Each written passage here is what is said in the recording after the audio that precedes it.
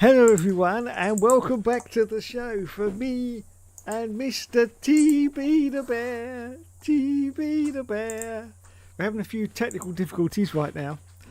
It's called my computer's slower than Sergio Perez trying to get off his sunbed. I'm just going to do these links while I'm going. And because, welcome back to the show for me and Mr. It's all locking up again. Anyway, hello to Mr. Frey Bentos. We're having a few technical difficulties right now. Hang on. It's called my computer's slower than... Oh, hang on. Okay. It's all going Pete Tong tonight. Pete Tong tonight. Anyway, hello everyone for me and Mr. TB. I do believe you had two audios running there for a moment, but I've switched the other one off. We're all good. It's because I'm trying to do the links. Only the stupid computers. Oh, here it goes. Here it goes. So slow. So slow. It's because they stiff me on the RAM chips. They stiff me on the RAM chips. Yes, when I bought this computer back in the 1870s, it was during the RAM chip apocalypse, if anyone remembers that, when RAM chips were so scarce that the prices of them just went through the roof. So when I bought this computer, they just stuffed any old RAM chip they could get in there for cheapness. And now, 7 years later, I'm still suffering. They stuffed me on the RAM chips, they did. Yes, I've got one RAM chip in my computer, and it's the lowest speed RAM chip you can buy. Bastards. Anyway, please forgive me because I've got to do these links while I'm going now. Otherwise, the stream's not going to start until about 11:30. Yeah, share. Oh, it's so slow. And I rebooted it before I started, which is supposed to make it quicker. Well, I think it makes it slower.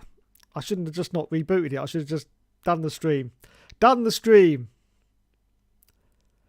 Anyway, hello to everyone who's out there. I will get to the chat in a minute. I tell you what, you don't see these kind of problems on Paddock 43. No, that's a professional outfit, that is. A professional outfit, yes. A professional outfit, that is. Oh, you just shared a bleeding post, for God's sake. Yes, leave the page. Yes, thank you. Yes, thank you. Go back to there. Now, you may have seen from the title, it says it's the Japaneesy Sqeeeezy Grand Prix, which it is. It's also a pre-birthday stream. It's almost my birthday. I'm not going to say what day it's on for all you terrorists out there and hijackers. But it's soon. It's soon. Yes, it's soon. Oh, okay, you don't need the link. That's good. That saved me 30 seconds of work. But I've got to link it to everyone else. But that saved me 30 seconds of work. Yes, so it is my pre-birthday stream. Yes. I'm very, very old soon. So, as it says in the stream, my PayPal is open for anyone because it's my birthday. It's my birthday. Yeah. Buy me a nice birthday present. I tell you, I'm getting as bad as these big YouTubers with the begging. Please pay me. Pay me the money. Show me the money. Show me the money. Oh, God's sake. Yes. Opening Messenger.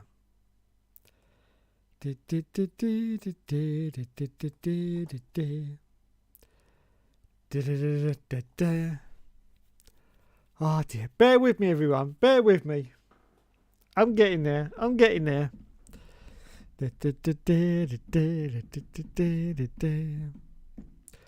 I'm on my Facebook personal page. What does it say?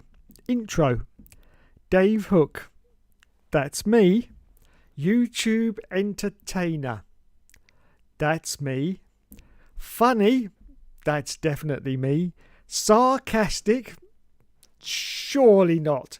Surely not. Oh dear.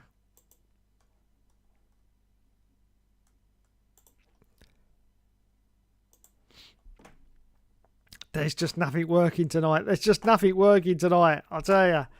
It's just sitting there hanging. It's just not doing anything. Jesus.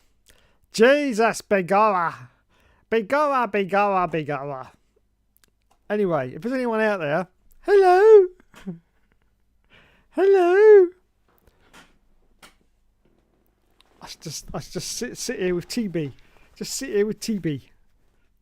Oh my goodness, it's come up. It's come up. We'll let it gather its resources again. Anyway, hello TB. Hello you sexy bear. Ooh. Mwah. Mwah. Yes. Yes. Yes, yeah. Are you excited for the F1 this weekend? Are you? It is. Why is that? Because of Lolo. Well, let's hope he doesn't get disqualified again this week, eh? Poor Lulu. Poor Lulu. I bet there was lots of tears before bedtime with Lulu. Oh, nasty FIA. Nasty FIA. Yes, you FIA bastards. How can you disqualify poor Lulu? And Charlie Boy as well. Both Ferraris out. Oh, my goodness. No. No. Right. Can we send these links out now? Oh my God, we're going. We're going. Let's put TB down a minute. I am live. That's one.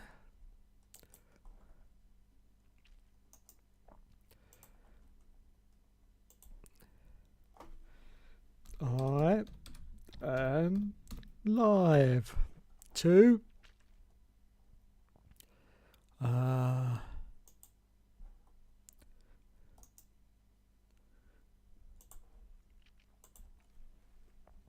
I am live.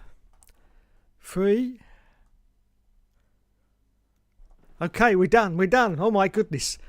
We are absolutely done. Get rid of that. And let's try that one. Oh, the stupid computer's working now. Oh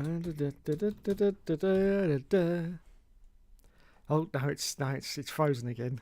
I spoke too soon. I spoke too soon.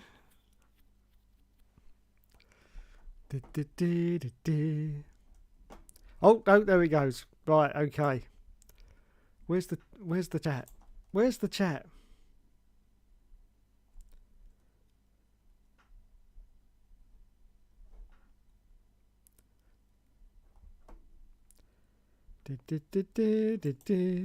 There's the chat. Stand by, chat. I've got to get you over there, chat. Ah, there's the chat. There's the chat. Oh my God.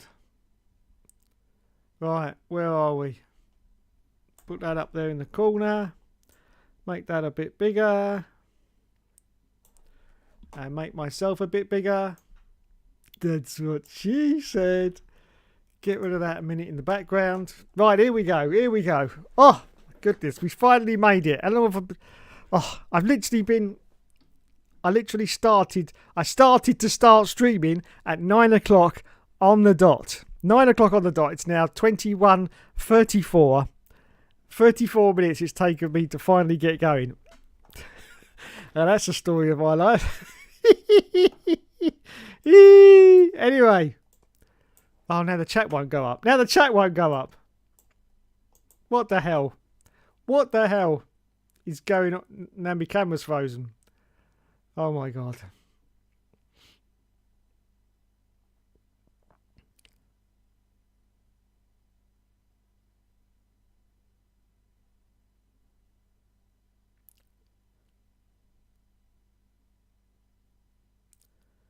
What's going on? I don't know if you can hear me, but hello? Hello? I don't know what's going on tonight. I hope you can see me now. My camera froze for a good minute there. Let me see if I can get the chat to go up. Bloody hell. Right, let's start, shall we? Hello everyone, and welcome to another Hookster Talks. Yes, it's almost my birthday. My PayPal donations are open. Right, Mr. Frey Bentos. Oh, I love those pies. Cancelled. Yes, someone cancel me. Hookster. Yes. The hat is full of shit. Excuse me, young man. Excuse me, young man. But the hat is not full of shit. The hat is the hat of truth. The hat of truth. Right. Make Dave great again. Well, that's never going to happen, is it? Repeating, audio cancelled. Yeah, that's all. I've done that. Down with sexist Dave. Yes. Misogynist. No. No. No. Hello, Mr. Wow, we've finally got some sensible people in the chat. Hello, Mr. Helium Trophy. Welcome to the stream. Champ92 says, hello, man. Champ92, welcome to the stream. Not retired yet. No. I thought about it, especially after all the trouble I've been having these last few weeks. But no, I've decided I'm not going to retire. Although at the height of all the problems with a certain Pillock 23, as I like to call them these days, or the 43 lesbians, I did think seriously about saying, you know what, I've had enough of this shit and I'm going. But no, I've decided I'm not going to. No, I'm going to stay around a bit longer. Now, I have decided that because I'm getting on a bit and I can't be bothered with this shit, I'm no longer going to apologise for anything. Okay? No longer am I going to apologise for anything. I've decided now that's it. Okay? Right, I shall explain. YouTube is basically my boss. Yes, YouTube's my boss. YouTube decides whether any video that I post is suitable for its platform and suitable to have ads running through it as well. Now, every single time I post a video, I have to fill in this long form explaining what the video's, has it got rude bits in it or whatever. And I have to do that every single video. And that takes at least 15 minutes of time. And as I go along each video I upload, YouTube gets to know my habits. And so it gets, we build this relationship of trust between me and YouTube. Okay. Now, it doesn't mean that I can't upload a video with me saying, oh, fuck it in it. I can do that as long as I mark it down this little form that it may contain some languages. And they're quite fine with that. And they're quite fine with adverts in it as well, as long as I explain exactly what's in the video. Now, I do this for every single video. Okay? So YouTube are in charge of me. So if I get out of line completely, YouTube will punish me. Yes, they'll send me a nasty email saying you've been a very naughty boy, or they'll give me a copyright strike, or they'll give me a channel termination strike if it gets really serious. But here's the thing. That video I posted about the 43 what's-its has had nothing. Now, apparently it's been reported by several people to YouTube themselves because they've told me in the comments that I'm being reported for this video. I've had absolutely no feedback from YouTube whatsoever because we have this trust, this relationship of trust when I fill in those forms, because I explain in those forms exactly what this video is and exactly what it's all about. So just because the people that I was taking the piss out of got offended, that's not my problem. That's not my problem. What that is YouTube to decide whether I'm doing any of the things that they explain in their form, which is bullying, harassment, anything like that. And YouTube have already decided that that wasn't what I was doing. So in future, any videos I make, I am no longer explaining anything about them.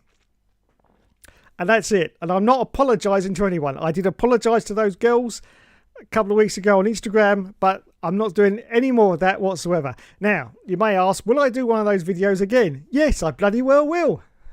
Because free speech is a bloody good thing to have. And I still believe in free speech. And I still believe that you can also take the piss out of anyone that you want.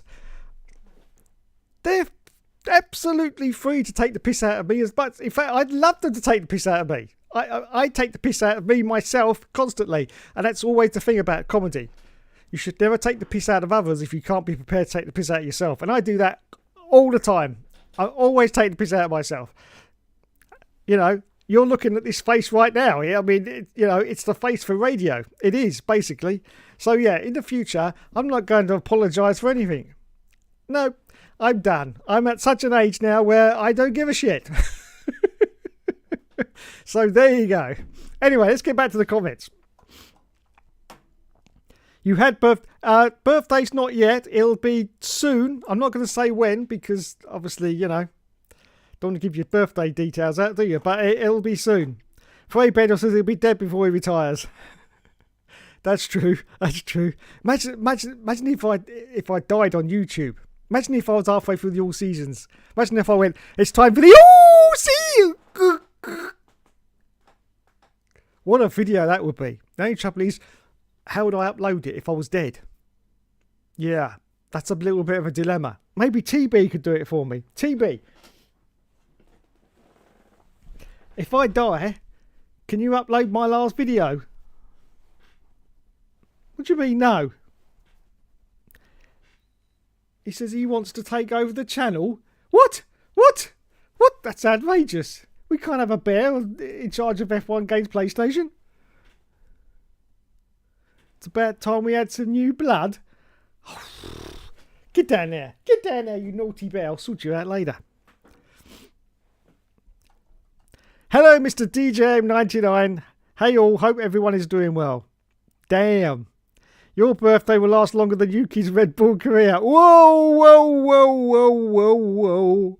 Whoa, whoa, whoa, whoa, whoa. Wow, wow, wow, wow. We know you have a bear with you, Dave. Unfortunately for all of us. Entertainer, funny, bit of an overstatement. How dare you? How dare you? Sadly, I have to agree with you, even though I had a beef with him just recently. Passive aggressive, Dave. Yes, Dave saying that's true, but I know. But I think you know. Ever heard of sarcasm? Yeah, it's a wonderful thing, sarcasm. It's a lost art, actually. Lost art. Especially in these days. Lost art.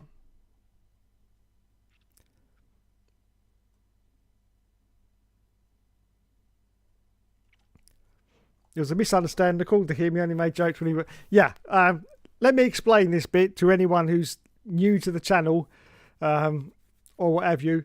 I did try to go through a few of my live streams to see if I could find it again, but we're talking about 200 odd live streams, and I'm sorry, I just didn't have the time to go through 200 live streams and have them. Now,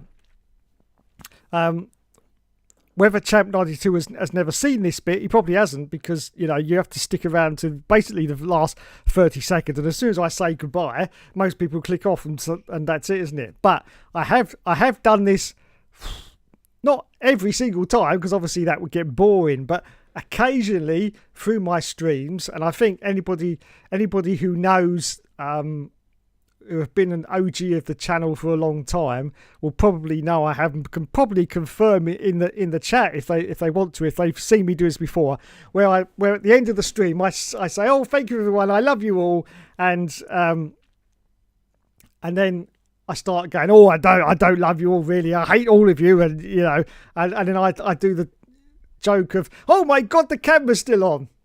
Yes, that's what I did. That's what I did a couple of weeks ago, and as I say, maybe Champ hasn't seen it before, but he thought I was serious, and he did send me some lovely messages to the contrary. Yeah, we sorted that all out. But yeah, I have done it before. I think I'll say maybe 3 or 4 times in the past, but it's so sporadic, because otherwise if you keep doing it every time it just gets boring. It's so sporadic. But yeah, that's my usual joke. Everyone everyone just sort of knows that and says, oh, yeah, whatever. Nobody takes any notice of what I do most of the time anyway. So, yeah, that's my usual, joke that I've done a few times where I'm going, I don't really love you, really. But then I do that, oh, shit, is the camera still on, Of course the camera's still on. I know when the camera's on and when the camera's not on. I can see it. It's got a little big light in front of me. I'm not like these stupid streamers when they say, oh, I'm going there, and then they start, having a bit of fun. No, I can see that the camera's still on. But as I say, it was just a total misunderstanding. We got that sorted out. And so we've moved on. We've moved on. You should see some of the behind-the-scenes behaviour of other F1 YouTubers, mate, and the vile people they work with. Dave is basically an angel compared to most of the community. I have to agree with him. Yeah. Some of the, especially the big F1 YouTubers, it's, oh my God, it's, ridiculous. It's all fun, love and games till you cross the line. Most F1 YouTubers are toxic. Yes, they are. If only you had the ability to make yourself big. Yes. Liam, hello, Plino Plessy. Welcome to the stream. He says Liam Lawson will finish ahead of Yuki Tsunoda in the. Oh my goodness, will he? Wish you all the best. Bad habits as well. Frankly, I think we're all basically addicted to your crap, Dave. It's probably the only way we can put up with your random stuff. Yes, quite possibly. Like junk food, it's complete shite compared to proper stuff, but damn, it does it taste good. Yes, I know. You're right. Your hairline will last longer than Yuki's Red Bull career. TB the Bear, yes. Get Adrian Newey on this all-season's rubbish. Get Lawrence Stroll on this all-season's rubbish. Let me write down Adrian Newey. I haven't got any idea. How did my pen end up on the floor? Oh, God. I have to leave it in my head. That'll be difficult. There's a lot of things. Seen it many times. It's a classic. Hello, Mr. Will F1. Well, welcome to the stream. Good evening. Show us TB. Certainly, sir. Certainly. Your wish is my command. There he is. TB the Bear. Yes, everyone's favourite bear. And a Lewis Hamilton fan. Yes. Well, you can't help everyone, can you? You can't help everyone. He loves his Lulu. He loves his Lulu, don't you? I'm not sure sarcasm has reached the Swiss yet. I'm dead serious. Lando Norris to lose the championship lead this weekend. Well, that won't be difficult, will it? That won't be difficult. Let's have a look and see what F1 news. TB naked. You heard the CAC helmet has been spewing about Newey and Yuki. I haven't. What is the...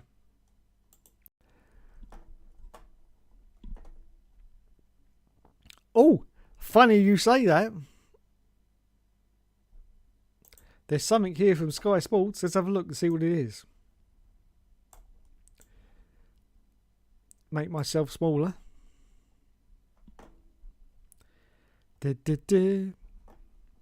Red Bull, Max Verstappen confirms discontent at Liam Lawson Yuki Tsunoda swap from Japanese Grand Prix. Oh my goodness. Drama. We've got drama in Formula One. Who would have thought it? Max Verstappen has spoken for the first time about Liam Lawson and Yuki Tsunoda swapping seats after just 2 races of the new F1 season.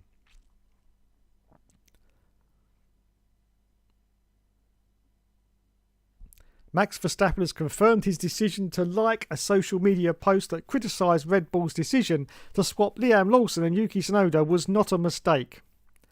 Verstappen's official Instagram account liked a post from former Dutch F1 driver Guido van der Garde just hours after Red Bull confirmed Lawson would return to the Racing Bulls and Tsunoda was promoted to the main team from this weekend's Japanese Grand Prix. Oh dear.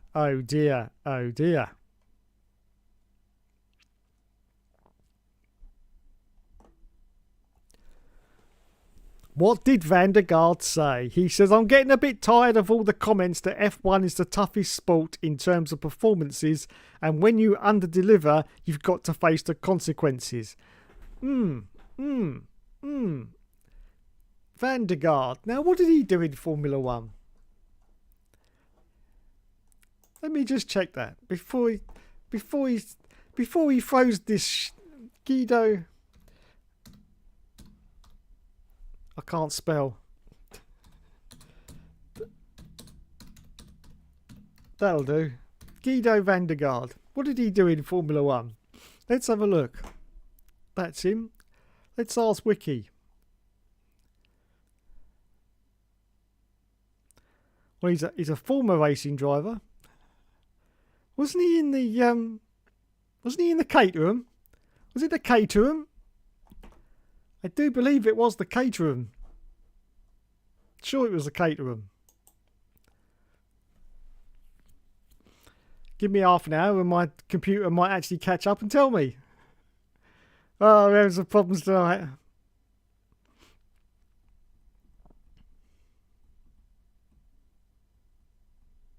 Here we go. Guido van der Gaard.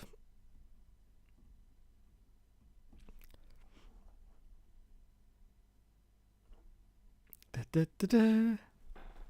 Right, let's look at his Formula One career.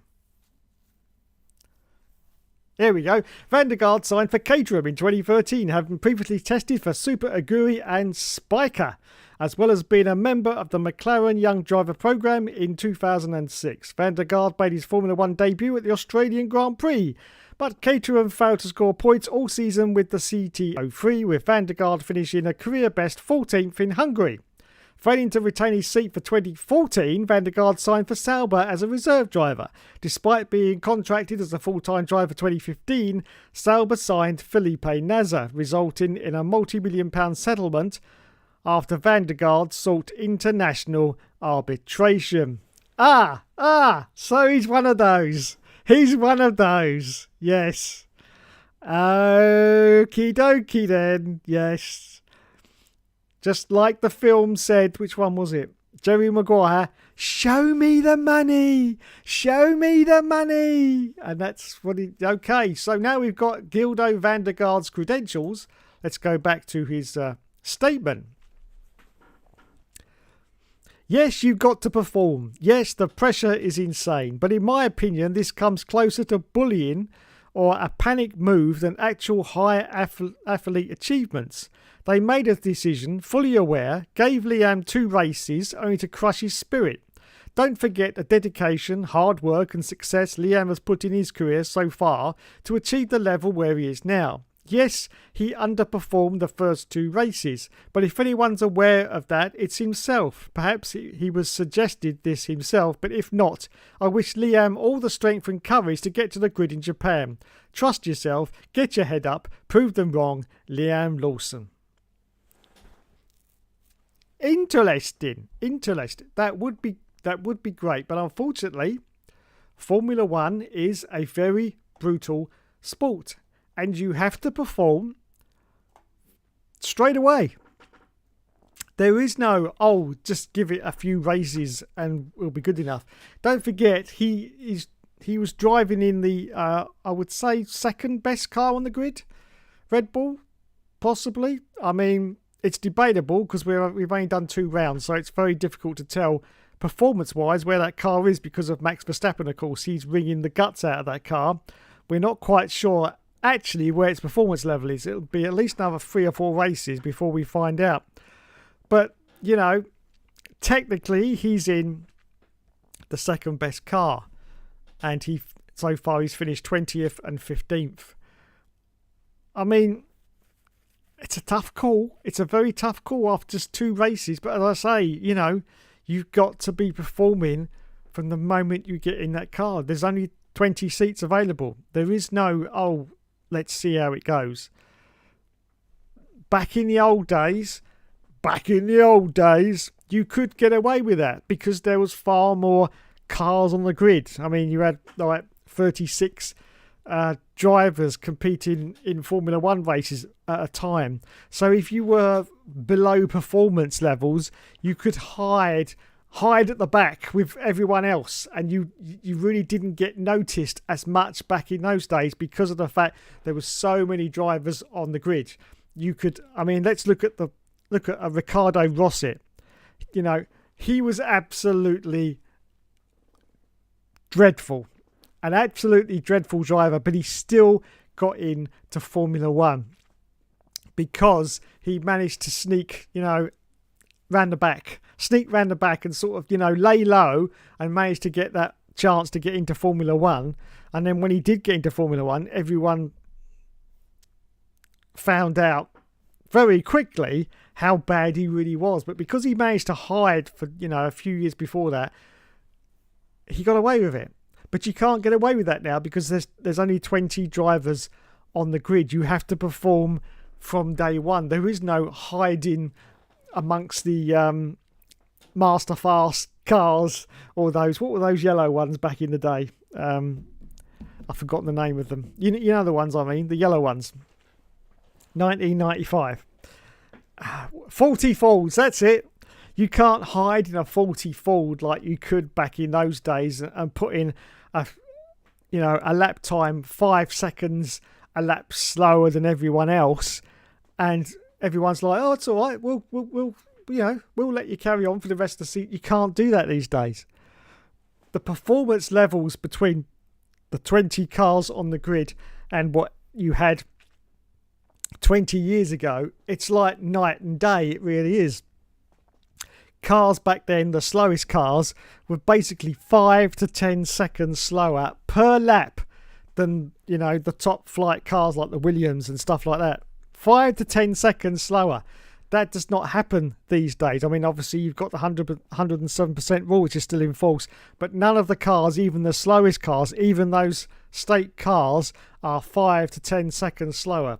That doesn't happen anymore. I think possibly 2 to 3 maximum. But that's it. So as I say, there is nowhere to hide. You have got to perform straight out of the box. And unfortunately, Liam Lawson, lots of people say he is a great driver. He probably is. But it all counts when you get in that car and you start driving. And he didn't perform. So Red Bull really didn't have much choice. They really didn't have much choice. And obviously, Max is going to be upset by the decision because it does put a bit more focus away from him because they've got to sort out, Yuki now in the Red Bull car, so they've got to devote some of their resources to that. So obviously Max is going to be a bit, because anything that takes the focus off the Max Verstappen machine, Max is not going to be happy about.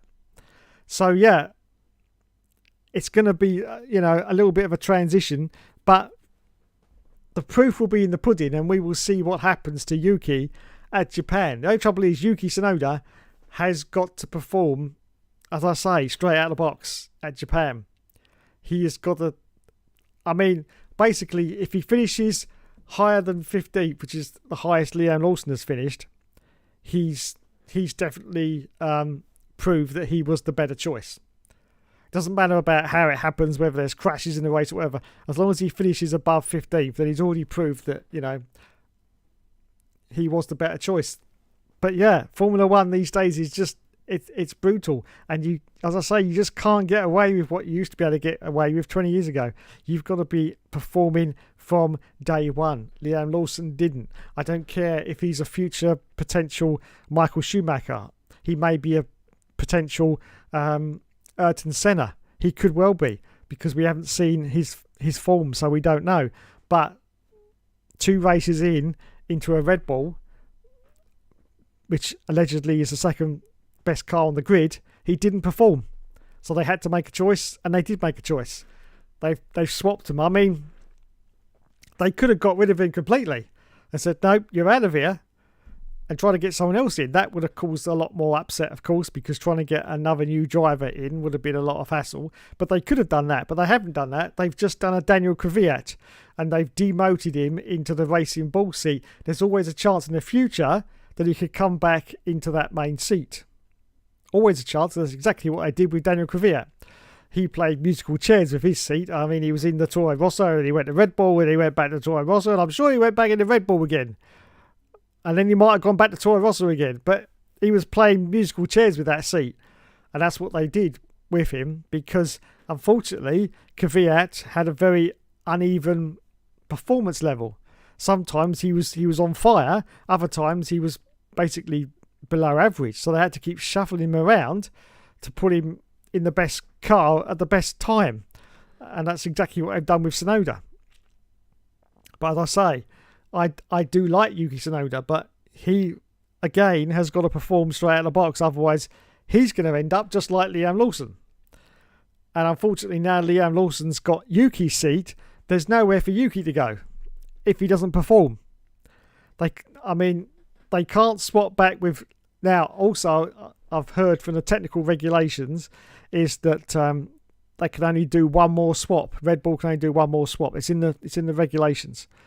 So, if they swap back with Liam Lawson again, and he underperforms again, they are stuck, absolutely snookered for the rest of the season. So the best thing they can do is try and give Yuki as much support as they can, leave Yuki in that car for as long as possible, like for the final 4 or 5 rounds, and then do a swap, if necessary, with Liam Lawson to give Liam the last 4 rounds, because then it won't make any difference in the championship if Lawson doesn't, do as well as he hasn't been doing in the past. But you know what I mean, it doesn't really make much difference. It all depends, of course, on the constructors. If Yuki manages to do well and is helping Max in the constructors, then they'll want to hang on to Yuki. I don't want to do a swap with Liam because he may not get any more constructor points. All the teams say that the drivers' championship is the most important thing, but the constructors is also important in terms of the money that the teams get. So Red Bull losing the constructors last year to McLaren, it's not something they're happy with, and they would like to get that constructors trophy back. Unfortunately, because of the parity between Verstappen and whoever's in that number 2 seat, it doesn't work like that because there isn't that second driver to back Max up in these points, unlike McLaren, where you've got 2 drivers of very, very equal performance levels, and they are both getting those all-important constructor championship points. So if things go as they are, I'm pretty sure McLaren will once again win the Constructors' Championship this year. Don't know about the drivers yet, it's way too early to tell, but they'll definitely win the Constructors again if they just keep banging in those points, because, as I say, they are both, Lando and Pastry, are both on a very similar level of performance. It's just weird that they put all their eggs in one basket and just concentrate on Max when this is basically a potential world championship winning car. You'd think that they'd try and equal it out and try and get a good number 2 driver in there, but it's just weird. I mean, this has not happened with any other team on the grid, has it? You don't, even the back market teams, they're not arguing over their second driver, are they? It's just very, very weird. It's only Red Bull because, as I say, they've concentrated solely on Max, which it's a double-edged sword. It's good in one way because it gets Max up there into the points and into the top spots, but in another way, it's terrible for the number 2 driver because it's a cursed seat. As someone said on the internet, that seat is haunted now, because no one can perform in it. And that's the problem. Anyway, let's go back to the chat.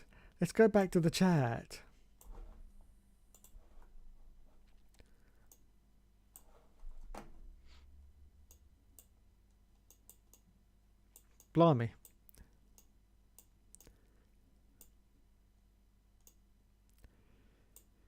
I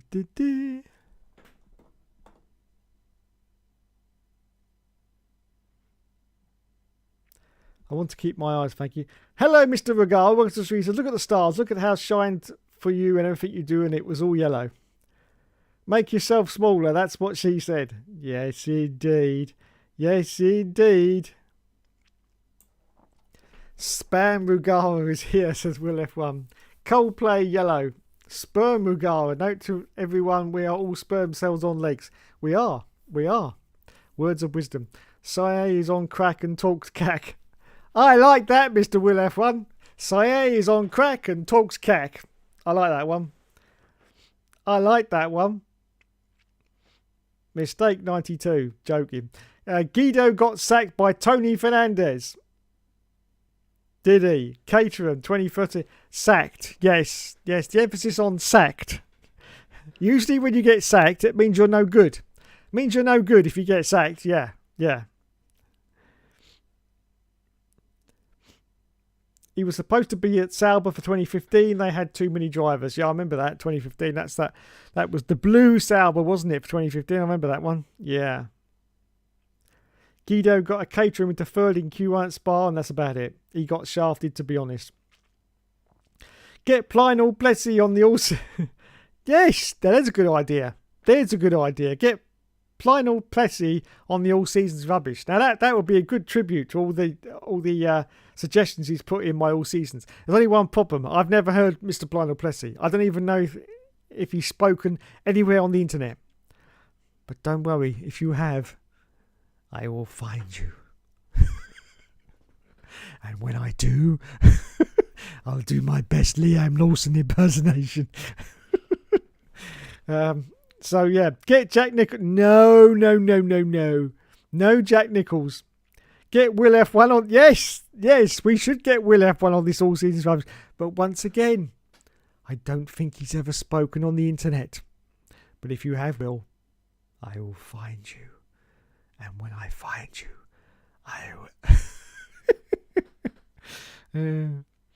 Get Jermaine Jane. No. Get Frey Bentos on this all. Yes, Frey Bentos. Trouble is, can a pie speak? Can a pie actually speak? I'm not quite sure it can. No. Where is its mouth? Where is the pie's mouth? It's not there, is it? No. When you have Verstappen and your second driver's ass, who are you going to call? Valtteri Bottas. I like that. Yes, Valtteri Bottas. Sitting in a hotel somewhere, counting his money, I expect. It's Valtteri. Get Plynal Plessy and the spam comments on the all seasons rubbish. Yes! Frey Bentos, I'm a pie. How can I speak exactly? You're right. How can you speak? Valtteri Bottas, says Champ 92. Hulkenberg says Will is better than Bottas. Hands down. I would agree with you. So much better that he still doesn't have a podium. Yes, he is good, but overhyped and overrated as well, says Champ 92. Dave, try and pronounce Liam correctly and not as Liam. All right. What is it? Will? Is it Liam? All right. I'm not going to have this. Young man. I'm gonna do it. I'm going to do it.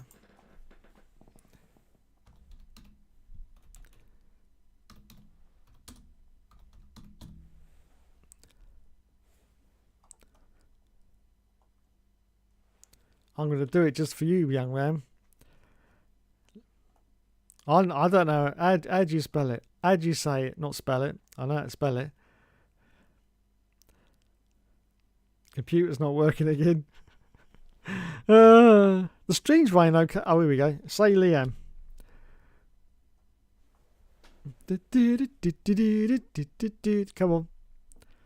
Come on. There we go. Oh, we've got the Google robots out. How to pronounce Liam.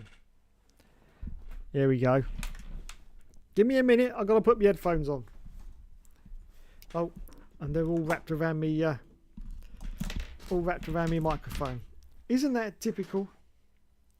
Why is it that whenever you use headphones, they're always completely tangled with each other? Here we go. Right. Live on the stream, just for you, Will. Make sure the volume's not too high. How to pronounce Liam. Go.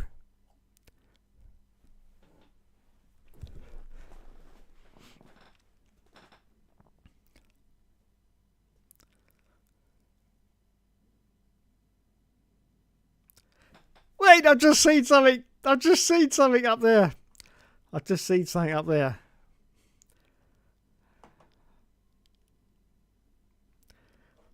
Oh, here we go. Hang on, I'll get back to that in a minute. How to pronounce Liam. Come on, hurry up, YouTube. I've got to put the desktop audio on. Here we go. So you should be able to hear it as well. When the computer finally, eventually manages to load the bloody web page. How to pronounce these names? We'll be looking at how to say more confusing names. Stay tuned. Let's break down the pronunciation. Liam, 2 syllables. Li, a stress on this Li syllable. Liam. Here are more videos on how to pronounce more confusing words.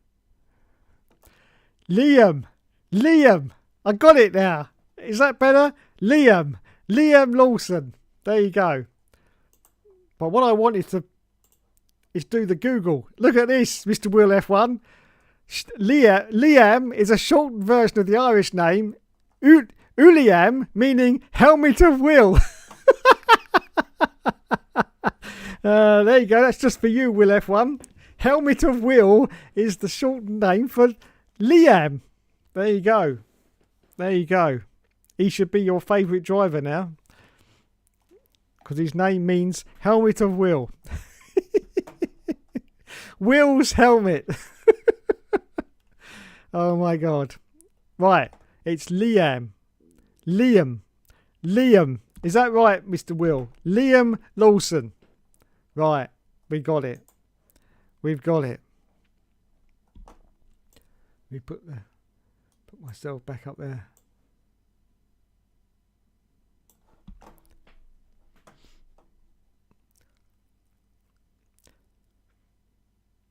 Thank you, Champ92. Bottas has never been any good. Bottas was cack at Mercedes. You're welcome, I know, Will.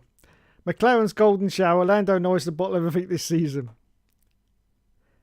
Frey Brunner says, to be fair to Dildo Van der Gaard, yes. I see what you did there. I see what you did there. Yes, we can't have that kind of smuttiness on this show, you know. This is a family orient. No, it's not. No, I take that back. It's no. No. To be fair to Dildo Van der Gaard, that situation was 100% Sauber's fault. They gave him a contract that gave his seat to someone else behind his back. Sauber was a mess organisationally back then. Will says, Lando Norris, McLaren's golden shower. Champ92 says, McLaren will manage to bottle it surely while everyone makes fun of Ferrari. Take a look at what Red Bull does to both teams, and McLaren sees themselves as underdogs, LOL. Will says, Lando has said McLaren are the only team that has 2 good drivers. What a moron. Oh, yes. Also, it was pointless dropping Liam. It's the car that's the problem, not him, as Yuki will prove when he ends up crashing multiple times this weekend. You heard it here first, everyone. You heard it here first. Make sure you take a note of that comment.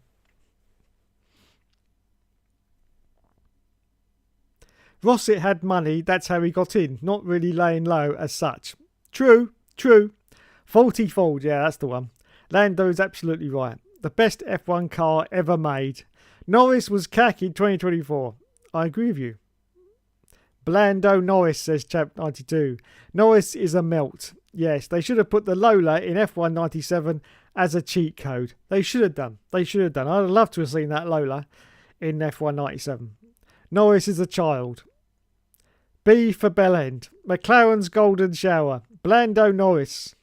We all know the only Norris is Chuck Norris. Yes, that's right. The only Norris is Chuck Norris. Very bland indeed. Say is paid by McLaren Formula 1 team. Shots fired.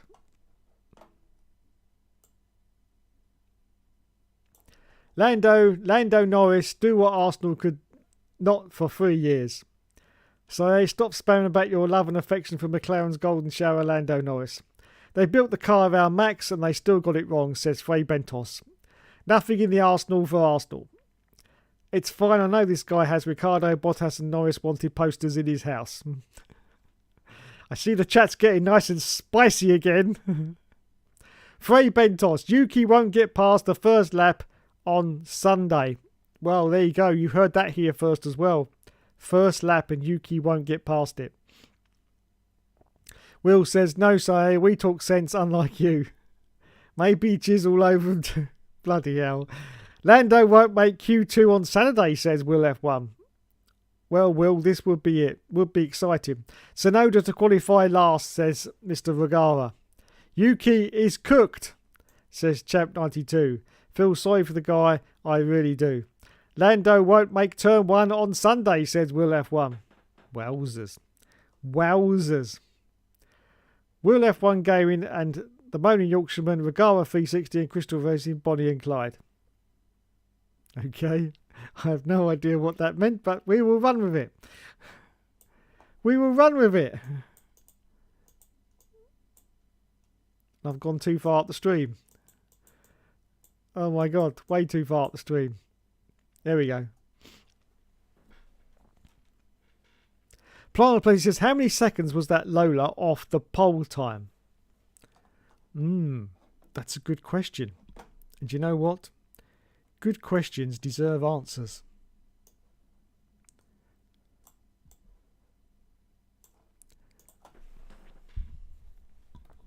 How far?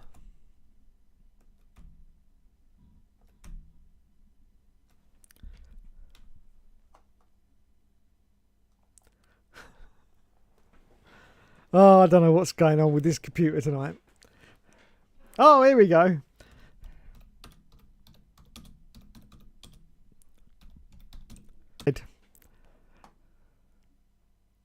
Oh, now we've gone back to green. Okay. Oh, now we've gone back to green. Okay, right. How far was Lola off the pole time?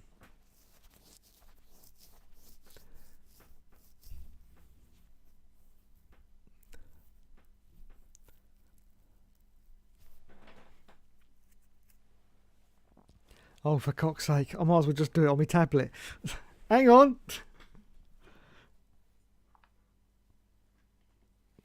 Oh, there, as I say that, it comes up. I don't believe it.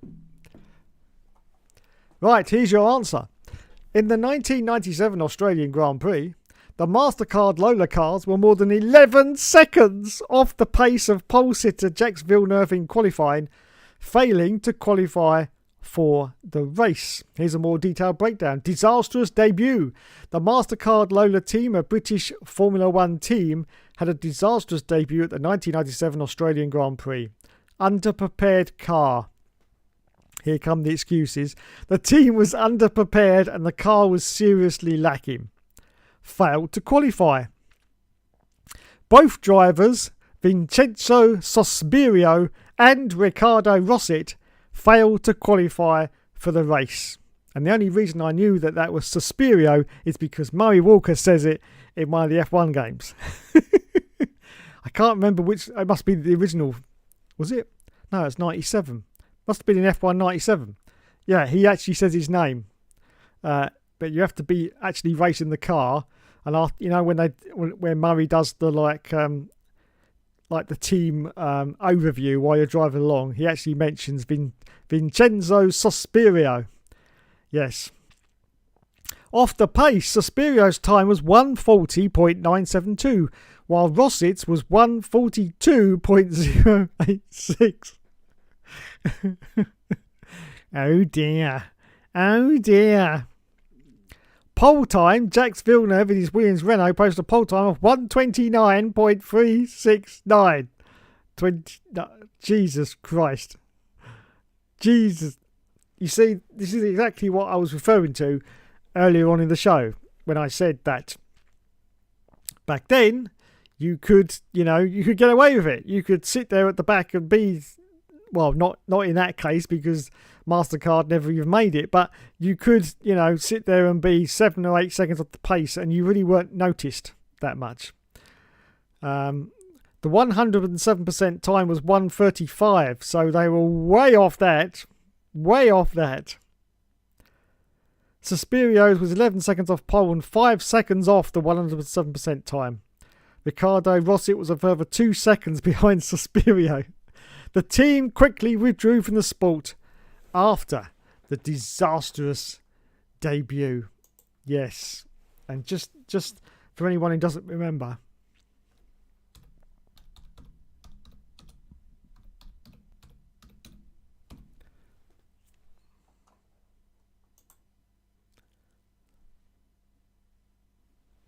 here's a reminder of what that thing of beauty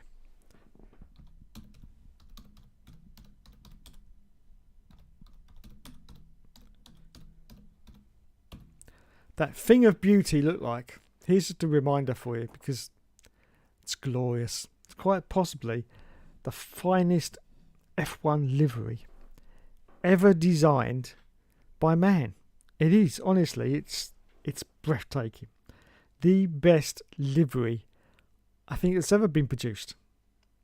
All we've got to do now is wait 15 minutes for it to actually load. Oh dear. Here we go. Here we go.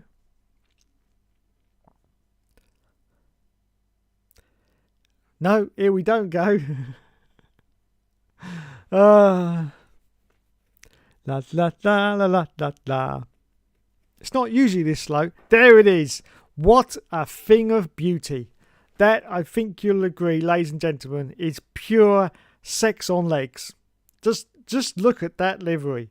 Just look at that livery. Oh my God. Oh my God. I'm scared to actually press onto the picture because it'll probably take another 5 minutes before it comes up. But yes, we'll just look at all the... Yeah, I'm right. It is taking... But we'll just look at these pictures. Just look at that thing of beauty. Thing of beauty. Of course, the colours were because they were sponsored by MasterCard. And back then, of course, MasterCard, I don't know whether their logo's still the same, but it was 2 circles. One red circle and one yellow circle with the MasterCard name written in the middle. And so, of course, that's the reason why the Lola MasterCard is basically yellow and red with a bit of blue in it as well. I don't know what was the blue. Who's the sponsor of the blue? I'm not quite sure. But anyway, there it is. I'm not quite sure why that's disappeared off the screen. Oh, thank you. There it is, everyone. Just look at that. You can see that's a car that could have won a world championship. You can just see it. You can see by the design. Just look at that front wing. That is the best that 1968 could come up with on a 1997 Formula One car. That is just, yeah. It's basically like someone got a plank of wood and just added a few bits at the end of it and said, that's a front wing. We'll go with that. That's a front wing. That'll do. I've seen that on other cars back in the 60s and we'll go with that. Yeah. Plank of wood. That's all that is. Clearly just a plank. I mean, how much effort did they put into that front wing? Apart from none. How much effort? I mean, it's got one slot for the airflow. You think the wings of today with the beautifully sculptured into like those beautiful curves at the front, isn't it? And you've got all those slots, like I don't know what it is these days, 4 or 5 aero slots where the wind sweeps through majestically through that front wing and disperses all that beautiful air all over the front tyres. And this one, no, one, that'll do. One air slot, that'll do. Yeah, can't be bothered. No. And just look at that beautifully majestic rear wing. That also just looks like about 5 minutes of effort was applied to it. Yes, they just went, well, yeah, looks a bit like an F1 car, so we'll go with it. But let's just look at the beautiful chassis, which, yes, it's a thing of beauty. It really is a thing of beauty. And it was such a shame that it never achieved, because I think that could have been a champion. Just by the livery, that could have won a world championship. Yeah, just because of the livery, I think that could have been up there. But Oh my God. There you go, everyone. The MasterCard Lola. F1's worst back marker. I'm presuming that's an official title now. Worst back marker. Oh, yes. Oh, yes. Beautiful. Absolutely beautiful. Ah.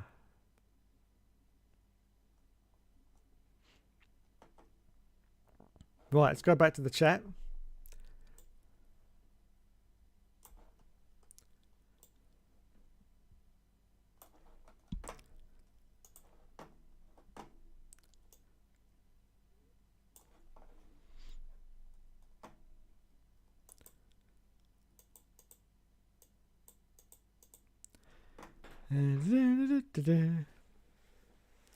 No, sir, we talk sense unlike you. Maybe just Lando. Well, Will, this will be it. We'll be excited. Yuki is cook, says Champ 92. Oh no, I've already read them. Here we go. How many seconds was that's the last one I got? How many seconds was the Lola? Right. Man, swapping around the drivers all the time doesn't change anything either. I mean, that's a kindergarten. Yeah, it's true. It's not making much difference, is it? Planet Plessy, 11.6 and 12.7 seconds off the pace. If anyone's seen my ERL races very, very late on a Monday night these days, because our illustrious leader has unfortunately gone down that road of having babies. Oh my God, yeah, babies. Babies. So that's why we're very, very late. You may see me driving around, and I'd have to say I'm pretty much 12.7 seconds off the pace as well. So I am the new Lola MasterCard. F1 has become a yoke. Yes. About 11 to 13 seconds off, says Frey Bentos. They just can't accept the fact that the MV33 is goated. MV33, maybe not the GOAT, but in the hybrid era, he was FR. Verstappen will beat the Red Bull second by 300 points. MV33. Happened with Benetton in 94.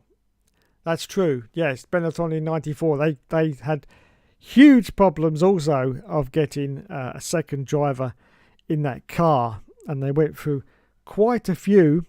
They also pretty much destroyed Johnny Herbert's career in that Benetton. Yes, pretty much destroyed his career in that Benetton, as to be said. But anyway, that's another story. Lando Norris is never win the championship, says Will F1. There you go. You heard it here first, and you're probably right. That second Red Bull seat is up for free. Yeah, it probably is. I'll do it. If it's up for free, I'll do it. I'll be there. I'll be racing in Japan. Yes. Could you imagine it? Oh my God. Dive bomb everyone out of the way. Planet Place says the Lola T97/30 Life F190, Andrea Moda S921 and Pacific PR02 should have all been in the F1 classic cars. I agree. Absolutely.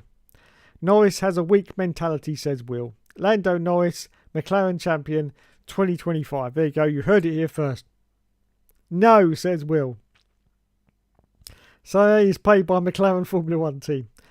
Platypus says Riccardo Rossi, Taki Inui, John Dallas Delatraz, Yuki Ide and Nikita Mazepin should all be driver icons. Yes, they should.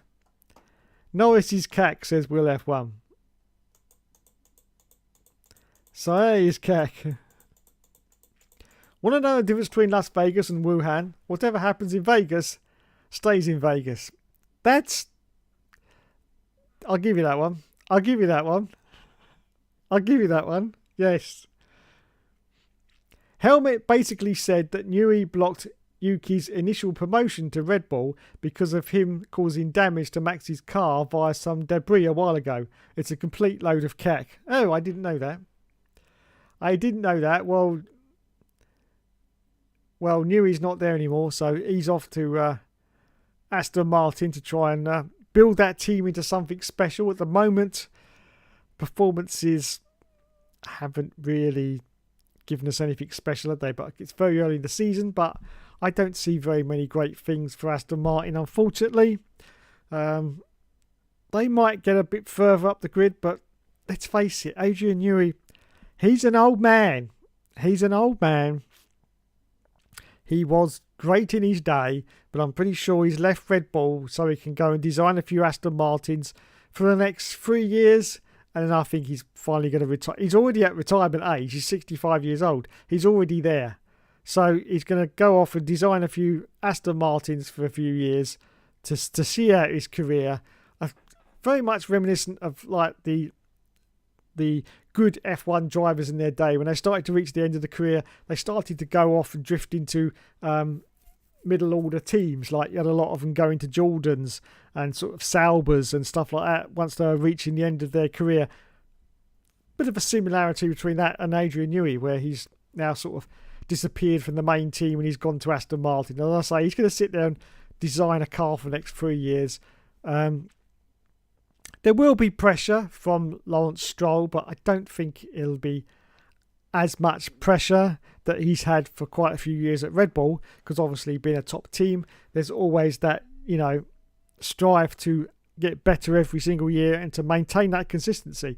And that must have been starting to weigh down a little bit on Adrian as he's getting older and he's like, I can't be bothered to keep, being under this pressure all the time, which is understandable. So he's gone to Aston Martin. He's going to design their car for about the next 3 years and then finally retire. And, as long as he brings some kind of performance to Aston Martin, Lawrence Stroll's going to be quite happy with that, I'm pretty sure. I know when it was first announced, Lawrence was sort of bigging it up as the great saviour for Aston Martin. It's going to put them back to the front. But I think just like James Vowles and Williams, I don't think it's going to happen. Unfortunately, but I just don't. I mean, Aston Martin's a great name to be in motorsport, so I would like to see him up there. Same as I'd like Williams to be up there as well, but just between the two of them, I don't think it's going to happen. Williams, they're doing okay, but they're doing about how I thought they'd be doing, which is okay. Some people before the start of the season, let's take my headphones out. Some people before the start of the season were predicting that Williams were going to be right up there, winning races and getting podiums. I knew that wasn't going to happen straight away, and it hasn't. And we've now had a little interview with James Vowles about the fact that they're basically using 2024's chassis for the car because they're concentrating everything on 2026. So they haven't really put that full commitment into this year's season because they're still using not the whole chassis, but parts of the chassis from 2024 have been carried over as a cost-saving measure so that they can put all their efforts into 2026. So, yeah, this year for Williams is a bit of an interim year because they are hoping to be right up there in 2026. I still don't think that's going to be possible. Williams, it saddens my heart, but Williams were a great team. Williams were what got me into Formula One in the first place, watching those iconic cars going round back in the very late 80s. That's what got me starting to watch races. But sadly, Williams has just, over the years, has been slowly chipped away at. And of course, even more sadly was, of course, the death of Frank Williams. He was the cornerstone, the totem of Williams right up to the end. And once he went, I saw things starting to go downhill. Then, of course, you had the Claire Williams saga, and then she left.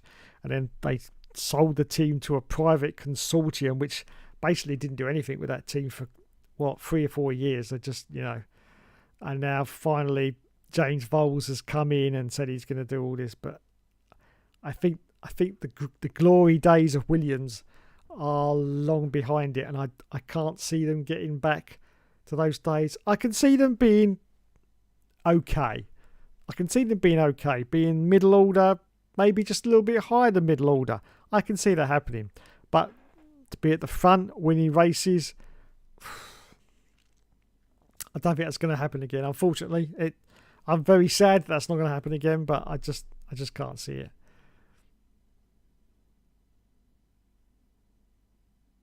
Get Lando Norris, nut hugger, and deluded Valtteri Bottas fanboys on the all seasons rubbish, says Will F1. Damn, says Champ92. Will says Bottas would qualify 20th every race if he was at Red Bull. Ooh. Ooh. Okay. Latifi would do better than Bottas in that Red Bull. Probably would, actually. Will F1 game been cooking with that? Latifi is the GOAT after all. Nicholas Latifi. Will says, show us the Moaning Yorkshireman channel. Plumber says, get Liam Gallagher on this all season's rubbish. Show us oh God, here we go. Show us the Moaning Yorkshireman channel. Will, is it because you're from Yorkshire, Will, that you want me to keep showing you the Moaning Yorkshireman? Is this what it is? Is this what it is? Probably take me half an hour for the computer to bring it out. I don't know what's happening with it tonight. It's having a hissy fit. It is having a hissy fit. This is what I had just before I started streaming.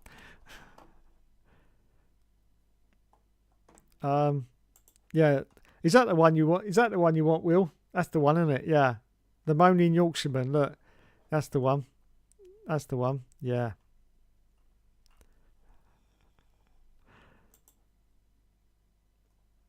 There it is, Will. Just for you, the Moaning Yorkshireman. There he is. Look. Fantastic. Fantastic. You just want me to go back to one of his old videos again, don't you, Will? I know what you're up to. Here we go. Back to school. Social media. Christmas special. The reintroduction of Ricky Avon. What the flipping heck's that about? Life on the road. Ed Sheeran. Oh my God. School problems. My holiday vlog. Prague 2017. Ah, now you see those words on here? Yeah. I did them. Yes, I did them. Yes. The cruel look at this, the cruel rule. That's when he had a whiteboard. You see, that's in the good old days. In the good old days. Let's put that on. Better turn the volume off because no one wants to hear him. Look. See? You see? That's before he sold out and became a big F1 YouTuber, you see? All he had was a piece of paper and a pen. And that's how he did it. Piece of paper and a pen. Did it all himself. Now he's got some poor guy to do all these specialised graphics for him. I don't know. It's just got too big. Just got too big, and that's what happens with these big F1 YouTubers. And he gets these blokes to do these of the weeks as well for him as well. These comedy skits. I can't stand that guy. I can't stand him. I don't know why he bothers with him, to be honest. But look at this. The original crawl wall. A piece of paper and a pen. The good old days. The good old days. Yes. Oh, God.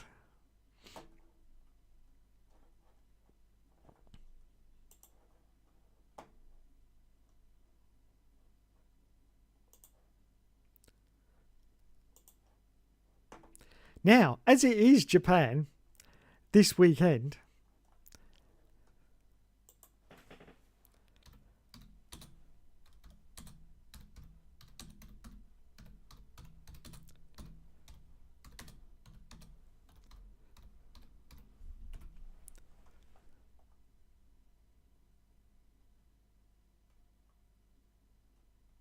who can forget my absolutely brilliant imitation of a Japanese race engineer? It was the stuff of, I don't know, nightmares. If anyone didn't see this series, it was on 9 years ago now, called Indiana Jones, with Tora Takagi in The Search for a Point. Yes.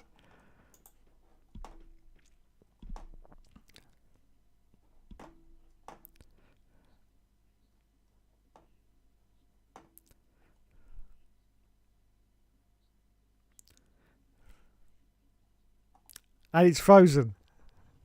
Oh, there it goes.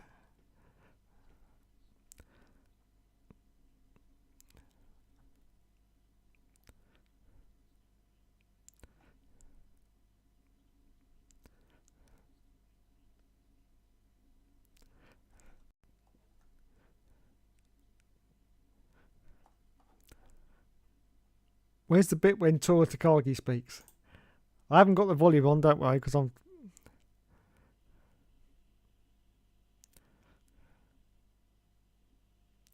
Hang on, let me see if I can find the bit where... Oh, here we go. Team Radio. Team Radio. Here it is. Put the volume up. This is it.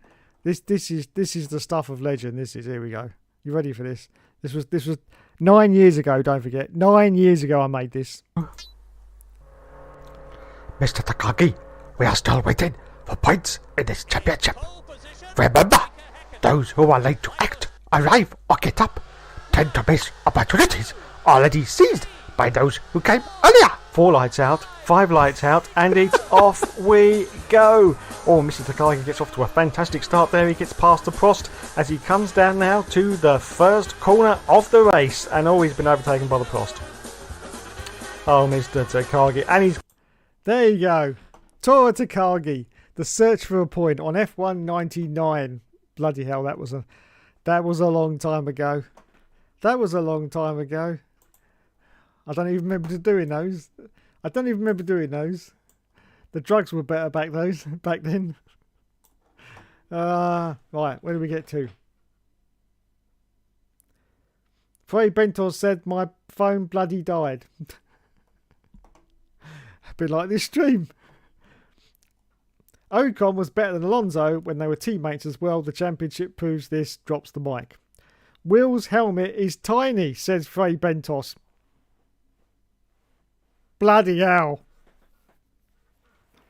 Bloody hell.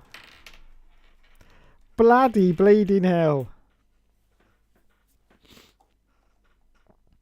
Yorkshireman Oliver Rowland is leading the Formula E Championship. I like the fact that you didn't say Oliver Rowland is leading the Formula E Championship. Will, you specifically put your first word into that sentence. Yorkshireman Oliver Rowland is leading the Formula E Championship. Thank you for that. Get Oliver Rowland on this all season's rubbish, says Will. No. Frey Bentos says currently up to the... Oops. I've lost it again. Where are we? Bloody hell.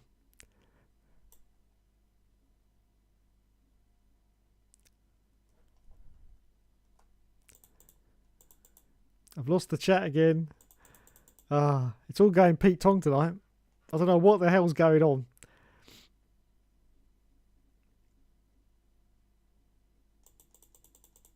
Come on. Oh dear.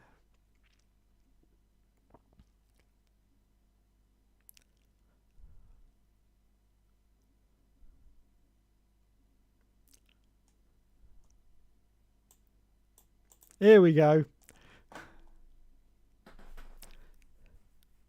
Currently up to the first season of F1 Championship Edition in the tubby shit ship. Throw all TB's clothes in the bin. TB naked. Get TB naked.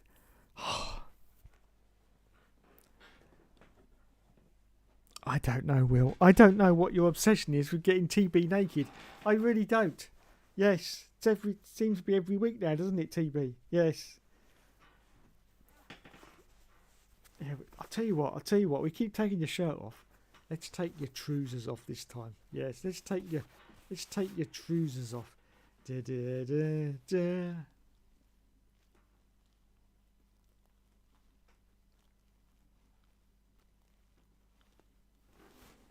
I'm eating my teddy's ass. Right. Da, da, da, da, da, da, da, da, da, da,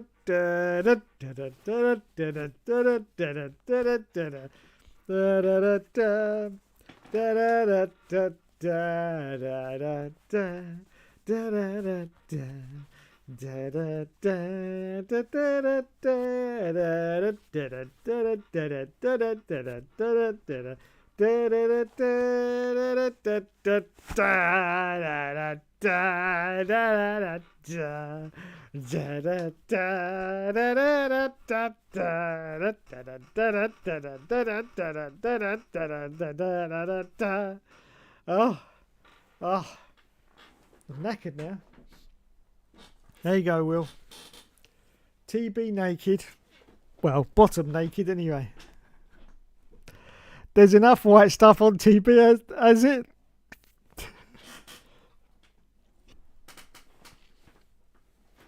That's why he wears his shirt, because it hides what happens underneath the shirt, isn't it, TB? Yes, yes.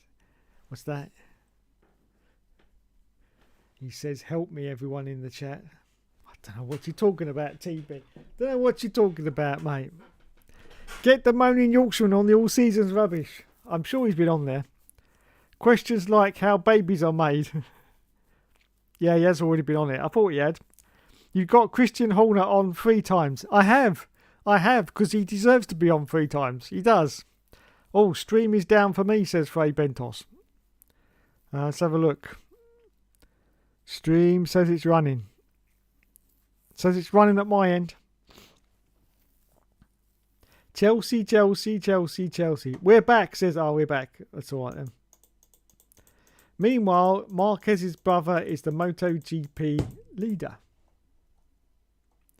OGs, never forget the Master Fast Lola career mode. Yes. Yes. I'll let you into a little secret that only I know about that Master Fast Lola career mode. Shall I tell you? It's a secret. Joss has never revealed this secret, but I'm going to tell you right now, because basically, who gives a shit? He got halfway through that career mode and the save corrupted. Yes, the save corrupted. He had to start again from scratch. He did all the races again and caught up, and nobody noticed, did they? But no. If you look very carefully, you will see, I think just past the halfway point, that the points don't quite tally up to what they did in the last round, because he had to start again. Oh my God. He was panicking like nothing, sending me messages all over Facebook. Dave, the save's corrupted. Now back then, I can't remember what game he did it on. I think it was 2017, whatever. And back then, that was it. If your save was corrupted, there was nothing you could do. It was start again job. So he's going, what do I do? And I said, well, you'll just have to start again and do like 5 lap races until you catch up. And he then turned around and says, this is too stressful. He says, I'm not ever going to do a career mode like this again. He says, I don't know how you managed to do it. I said, yeah, tell me about it. Same thing happened to me on F1 2016 all seasons. And I was 2.5 seasons into it and the save corrupted. And I had to start again. I know nobody noticed because I'm very, very clever. Yes, but I had to start again. 5 lap bloody races. Oh my God. To get back to the point that I was at. Terrible. There's no O at the end of Sqeeeezy. I know, but it's just the way Murray says it. It sounds like he's putting an O on the end. Sqeeeezy. That Lola car was literally just an IndyCar chassis with an F1 shaped wings on it. It was. You're right. The loading times of your PC are still quicker than the car. That's true. Pastor Maldonado, the hidden Formula One legend. Yes, indeed. And don't forget, it was Pastor Maldonado that introduced Carmen Jorda to, what was the team called at the time? Lotus, before it went to Renault. Yes, because she was great friends with Pastor Maldonado, and there was a few grease palms at Lotus, and then she got the development driver role at Lotus, which meant that she did about 4 turns in the simulator, and then she left. No, actually, she went on to Renault, but she ended up being the Renault ambassador. Don't know what that meant, but she was the Renault ambassador, and then she just disappeared. She didn't leave. She just disappeared. Course passenger 55 from Spain prodding along. Fabian says that car literally just looks like a 90s Indy car with an F1 front and rear ring attached. Yes.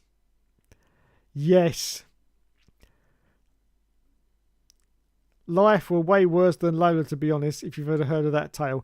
I have heard of that tale, yes. It's the perfect F1 car for you, Dave.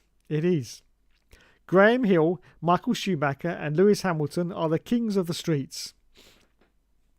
The 94 Benetton was more a case of Michael having the car with all the cheats on and the number 2 car having the car with its true pace, which was average. Yes. Oh, yes. If anyone doesn't know, I didn't actually know this either, to be honest, because it's only come out years later, but there is a YouTube video about it. Basically, Benetton in 94 and 95 cheated their way to the championships. Now, of course, we all know about the famous 94 incident at the end at Adelaide with Michael Schumacher and Damon Hill. We all know about that, but I'm not talking about that as a cheating tactic. It wasn't, well, I suppose you could say it was cheating because he slammed into the side of Damon Hill because his car was already wrecked. You could say that was a cheating tactic, but no, all throughout the 94-95 season, Benetton were cheating in regards to the regulations. Yes, they had something illegal, I think, on the front wing, and then there was traction control, which had been banned, and apparently it was found to be able to be used on the Benetton for the start of the Grand Prix. So once it got going, there was no traction control, but they managed to have a system where just by plugging in a laptop into the car, they could get traction off the line, which of course is very helpful to get you up into, especially if all the other cars haven't got traction control. So yes, they were cheating pretty much throughout the whole of the 94-95 season. So basically, they didn't deserve those two champions. Obviously, they didn't deserve the 94 championship, but they didn't deserve the 95 championship either because, yeah, they were definitely pushing the regulations far beyond their limits and into the territory of illegal. But yeah, there is a YouTube video about it somewhere. I did see it ages ago, and it tells you all the story about Benetton. And I had no idea. That they were actually cheating. 2024 street title. First Verstappen 1-2-2. Second Leclerc 1-2-2, and third Norris 1-2-1. Rest peacefully, Sir Frank Williams, of course. Yes, indeed. The consortium still own the team. James is just the team boss there. Oh, okay. Valtteri, it's James. Go back to Mercedes. PS Yorkshire Rules would be a more accurate name for him. PS Yorkshire Rules. The series and imitation, you only remember the distance thanks to me pointing it out. This is true. I don't actually go back and watch the old stuff usually. Cancel Dave. Yes, racist, unbelievable. George of the Russell, watch out for that win. Oh, Mr. Takagi. Dave losing everything apart from the one thing he actually wants to lose. Very good. What games could you play with the supermodels? Yes. Everyone loved that line. I've got so many comments from people years later going they just loved that line. Weird, but there you go. Playing with the supermodels. But what games could we play? Well, we could play Hide the Sausage. Awaiting a good video tomorrow, possibly a trip down memory lane. Yes. Save TB. Free TB. It was on 2020. Oh, he did it on 2020, did he? Oh, dear. The so-called great game. Josh's career mode, that's us. That is us, yes. I know of someone who thinks the Adelaide collision was Hill's fault. What? The Adelaide collision was Hill's fault. What? Who on earth could even come up with that conclusion? No, I don't believe that. I mean, Schumacher had already lost it and ploughed his car into the barrier and broken his own suspension. So, yes, it was Damon's fault in the fact that he didn't get out of the way. But apart from that, it wasn't his fault. No. Leave it now. Cool. Hello, Matthew7637. Welcome to the stream. He says, Dom, pit stops need to be looked at. Yes, absolutely. Has Drum won a title yet? No, he has not. No, because he bottles it every single year. Every single year, or shall I say every season, because we do about 4 seasons a year, he bottles it. I've started playing F104 recently. Do I dare attempt the career mode? Well, you can dare to attempt it, but you won't be very impressed with it. Because it's harder than concrete set in cement. That's how hard that career mode is. If by some miracle you can make it to the 3rd season and get into a decent car, it's actually very easy. Because as soon as you get into that decent car, you've got the performance of the car and you can win races very easily. But those first 2.5 seasons is torture because you're in a crap car. The difficulty level is set on 120 ultimate. Yeah, there's no way of changing the difficulty level, and it's just set on insane. There's no pit stops in the race. It's defaulted to 12 laps every single Grand Prix. Every single Grand Prix you've got 12 laps. And it's just the most difficult game I think I've ever played. F1 career mode wise. And of course, because it's set on difficult mode, you can't qualify anywhere up the grid because it's too hard. So you end up like last place. So as soon as the lights go out, you've basically got to go for it and bludgeon your way through the field and try before the first turn. You've got to get up to a highest position that you can get up into, and then play that old game of right, I'm here now. None of you are going to pass me. That's the only way you can play the game. You've got to let the cars in front of you, however many cars there is, you've got to let them clear off at the distance because you won't catch them. But you've just got to sit there for 12 laps and hold all the cars back behind you. And that's the only way you can play the game because there's no pit stops and you've got no way of making any progress because the game is just so hard. So hard. It really is. So hard. So, yes, it's up to you. And you've got the added bonus of if you don't do well, you get thrown out of the team and you end up as a test driver. And that happens a lot on F104. Because as I say, there's no difficulty mode. You can't alter the difficulty. And it's set on hard, harder than hard. That's the difficulty mode. Horrible, horrible. Now, I did it on the All Seasons, if you remember. I've never been able to replicate that. I've done it twice more, and I can't get anywhere near. So that All Seasons career mode on YouTube is a one-off, because I can't repeat it. But there you go. Mark Webber really was a good number 2 driver. Yes, he was. Multi-21, Seb. Multi-21. He was. A lot of dangerous activities that number 2 did. Respect Mark Webber. Solid competitor, always up there. He also won Monaco and the UK a couple of times. And the WRC. Ricciardo was very solid in that Red Bull and beat Max in 2016 and 2017. Frey Bentnell says, we need a James May career mode on F1 World Grand Prix 2000. No, we don't need anything on F1 Grand Prix 2000 because that's a horrible game. Horrible. Mind you, it's better than F1 Grand Prix. That's even worse. That's the worst game ever. That's even worse than F1 98. And that's saying something, I'm telling you. That is saying something. Daniel Ricciardo, solid racer. Red Bull took the kick-out system on F1 04 to heart. Yes, they did. Webber was ahead of Vettel until the final race of 2010. Binned it in the wall in Korea after leading the championship. Cost him the title, really. Yes, indeed. Yes, indeed. Well, I don't know about you lot, but I've been waffling on now for nearly 1 hour and 40 minutes. That collision with Rosberg at Korea messed him up that year. Will says Verstappen was better than Ricciardo in 2017, to be honest, just that Verstappen was far more unlucky with reliability.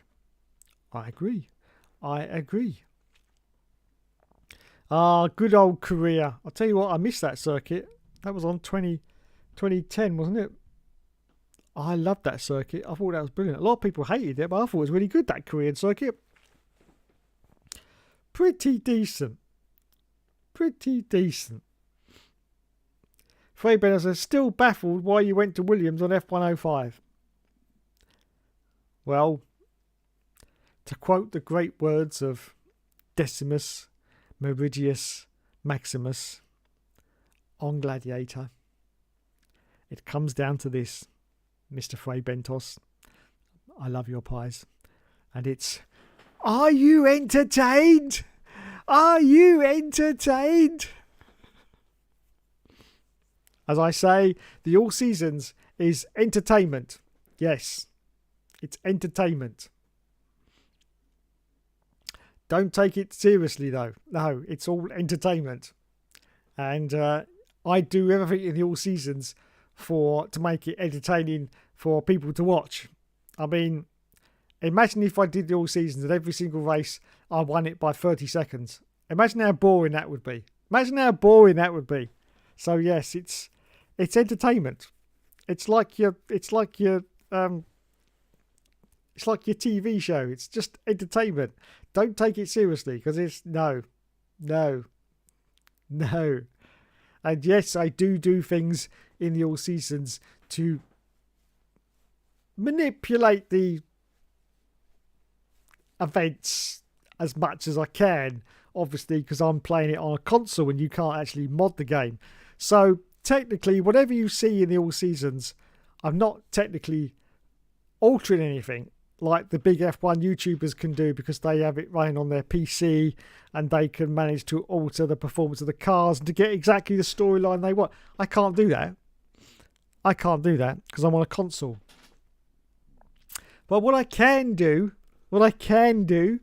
sometimes, and I have done it, is maybe if it was quite an important race at the end of a season, like, you know, an important race, I didn't quite get the result that I wanted.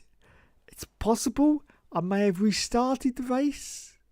It's also possible I may have restarted the race again.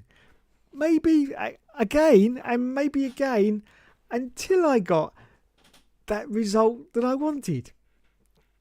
That could have happened. I'm not saying it has, but that could have happened. And saying that, you need to see the All Seasons season finale on F1 23, which I think will be out in a few weeks now, because I'm nearly at the end. You won't believe that one either, because that's going to be a very special one, that is. You'll probably go, what? But yes, it's all entertainment. Vettel would have won 2010 well before Abu Dhabi if not for reliability issues. Your moan of career on F1 2010 says, did I moan? It's a long time ago. I can't remember that far. Did I moan about career? I've changed my mind. I love Korea now. Beautiful. Beautiful. Who knows, one day I may even love Hungary. No, that's never going to happen. F105 was piss easy, says Will F1. Yes, it was, Will. I think I got that wrapped up in 2 seasons. Basically, I could have won it in the first season in a Minardi. So I had to do a few adjustments to make it exciting. Yes. I can't remember. Did I start at the back on every? I think I started at the back, didn't I? I didn't bother qualifying because, yeah. But I had to do a few things to get even 2 seasons out of it, because I knew that I was going to win it very, very easily. So, yeah. I did well. I don't know about far more. I think Ricciardo had more mechanical failures, but Verstappen got caught up with cars a few more times. I couldn't have let myself perform such a downgrade. I'm too competitive at heart. There you go. Nonetheless, Verstappen was better than both finished, to be honest. Verstappen was better in 2017, but Ricciardo was still very good. That definitely happened, said Fray Bentos. Verstappen was crashed out at Spain and Singapore, though, through no fault of his own. Podiums both races probably. Verstappen retired from better positions than Ricciardo did as well. Fray Bentos says, to be honest, I don't really bother with the Codemasters all seasons. Once it goes into about 2017 onwards, the games just become boring. I agree. I always say with the all seasons, like the later ones, these ones that are running now, the season finale is the one where I put in like the maximum effort. So there, you know, if you're going through the all seasons, once you get past 2017 or whatever, 2018, go to the season finales, because they're the ones that you know, all the effort goes in. Or maybe just watch the one before the season finale and the season finale, just so you know what's happening with the point situation, whatever. Don't go straight into the season finale, because then you're sort of skipping so much you don't know what's going on. So just the one before and the finale, they're probably the best ones to watch of the latest ones, because yeah. But there's not a lot I can do about it, because that is the game. Unfortunately, I do the best that I can. If you go back to the glory days, I think 2010 was my favourite series, because I managed to introduce Nicole, and she was such a brilliant. She was almost a character in her own right. I mean, imagine now I could probably do Nicole in AI. That would be great, wouldn't it? Nicole in AI. But yeah, she was just such a great addition. And then as the seasons went on, I think I ended up killing Nicole with a chainsaw. It's so ridiculous, but then it is one of my videos, so it would be. I killed Nicole with a chainsaw, and then she come back as a ghost or something. I can't remember. Yeah, it was the ghost of Nicole, wasn't it? I don't know. Bloody hell, that sounds like a lunatic. That sounds like a lunatic talking. But yes, she was such a great character, and of course it helps. It helps if you like the game as well. And F1 2010 was, of course, my favourite game, because that's when I started doing the league races in the ERL. So it's always going to be a favourite of mine. So it always helps if you like the game that you're doing. I mean, I'm doing 23 now. That's probably the best F1 game that's been out for a while from Codemasters, because 22 was rubbish, and 24. Although I'm doing 24 now, it's okay. It's okay, but you can't get the magic of the earlier games, because there is none of the content that you had back then, you know, with the paddock where you could have interviews and all that's gone. It's just, everything's just bare bones now. So it's very difficult for me to create content that's exciting unless I produce something that I can put in the videos, some sort of no, that's not right. Animation, that's the one. Animation that I could put into the videos, but obviously, you know, I can't do an animation, and I'd have to hire someone to do it. So yeah, it's not possible. So all I can do is what I'm given, and the tools that I'm given are very poor compared to the brilliant tools of like F1 2010 with Nicole, because she was great. She really was. Love Nicole. Dave loves Hungary, says Will F1. No, Dave doesn't love Hungary. That's what I meant. Got crashed out, races and whatnot. Now, you couldn't have won that game with Minardi. You were still bottle jobs, Dave. All right, then. Dave deliberately crashed at Mexico on F1 2020. That's outrageous, Will. Deliberately crashed? No, surely not. Surely not. I'll always go back to 04 just to watch you suffer. Yes. Get Nicole on the in AI. Yeah, I should do, shouldn't I? Get Nicole in AI on the all seasons. Nicole was basically a secret bondage mistress. Oh, she certainly was. She certainly was. I've still got the scars to prove it. Schumacher back to 5th in Monaco 2006. Underrated drive, that. I agree. I'm going to watch the 2014 seasons just to watch you cry. Oh my God, yeah. 2014. That was Mario Kart. That was a bad game. That was a bad game. Fernando Alonso, perfect 2006 street season. Right, well, there you go, ladies and gentlemen. It's gone 11 o'clock. I've got to disappear. Hungary is a good track. I will not hear a bad word against it. No, Hungary is rubbish. Absolute rubbish. Hate it. Hate it, hate it, hate it. Anyway, it's the Grand Prix on Sunday. I've waffled on for 1 hour and 46 minutes and haven't even mentioned it apart from just in passing. But yes, it's the Japaneesy Sqeeeezy Grand Prix. We will see what happens. Yuki Tsunoda's got to put up to the plate, of course. Will he pull up to the plate? We will find out. Anyway, that's it for me, everyone. Thanks so much for watching. Thanks to everyone in the chat. The F1 2015 All Seasons was the... Yes, the F1 2015 All Seasons was the best one because it only lasted 5 minutes. I know where you're going with this. I know where you're going. Yes, 5 minutes. And I think 3 of those minutes were the titles coming up the screen. Yes, All Seasons. Because if anyone can't remember, 2015 didn't have a career mode, so I couldn't do it in All Seasons. So I had to do a sort of insert joke here to actually get it in there, just to, you know, acknowledge its existence. Frey Bentos is right somehow. Yes. Anyway, that's it for me. Thanks so much for watching, everyone. You have been awesome, as always. To Mr. Regara, thank you for joining me in the stream. Mr. Pie himself, Mr. Frey Bentos. Will F1, thank you, Will, for joining me tonight in the stream. Matthew was in there as well. Thank you, Matt, for joining me.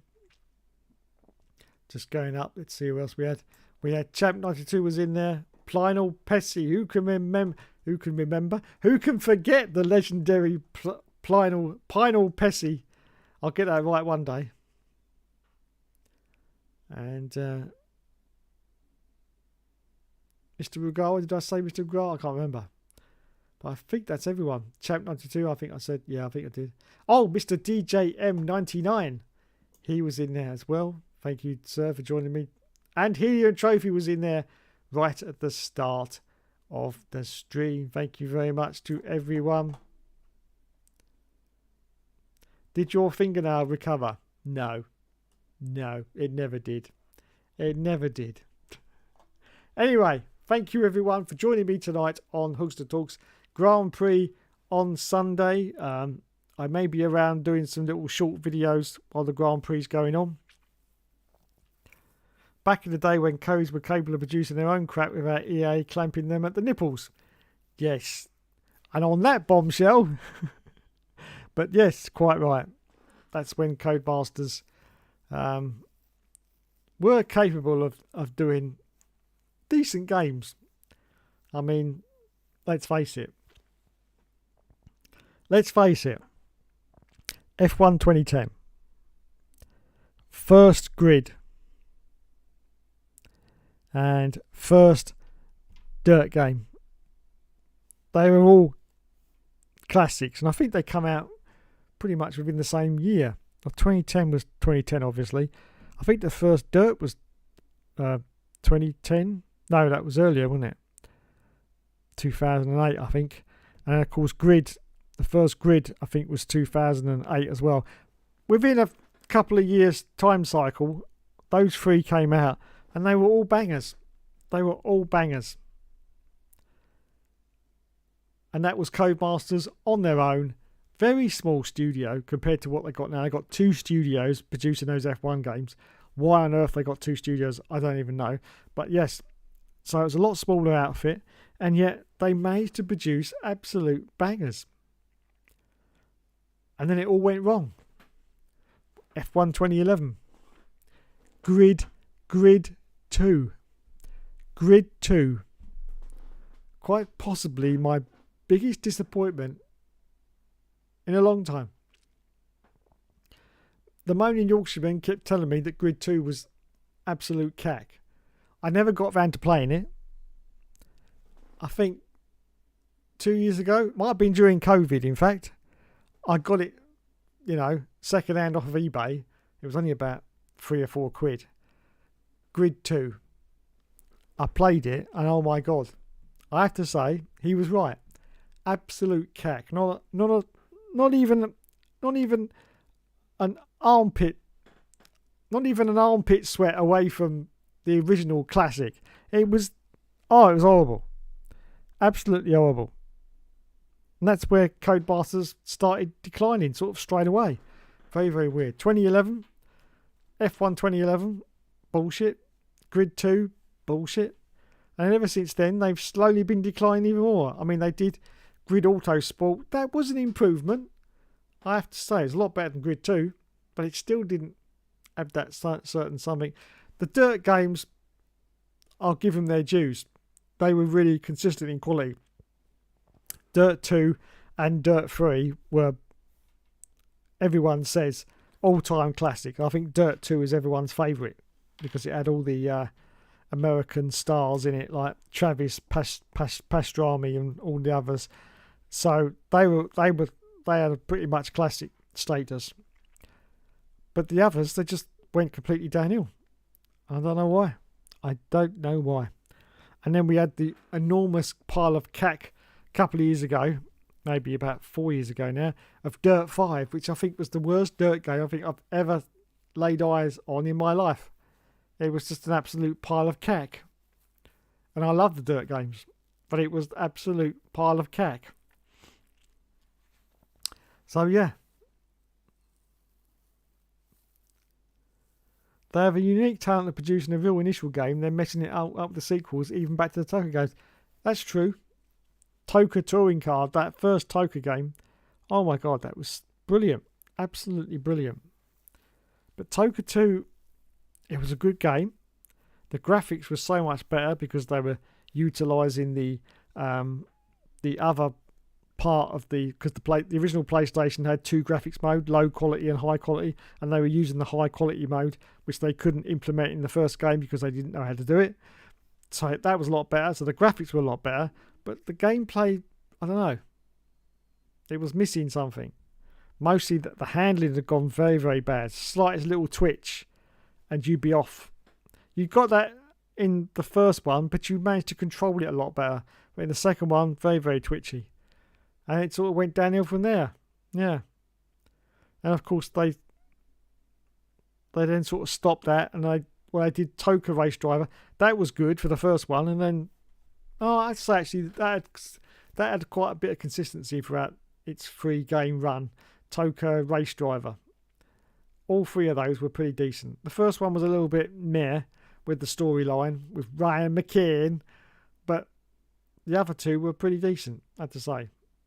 But yeah, it's strange how they bring out one good game and then they mess up on the sequels. Grid Order Spurt was unplayable, especially... Yeah, it wasn't good. It wasn't good. But it was still better than Grid 2, which was absolutely diabolical. But it wasn't good, I agree. Anyway, that's it for me. Thanks everyone for watching tonight. And enjoy the Grand Prix from Japan on Sunday. And I'll be back, of course, with the All Seasons on Sunday. And, of course, I'll probably be around reporting a little bit on what's happening in the real world of F1, yes, for the weekend. So thanks, everyone, for watching tonight. You've been awesome, as always. And I'll catch you... Oh, almost forgot a goodbye from TB. Here we go. Bye-bye from me and Mr. TB the Bear. TB the Bear.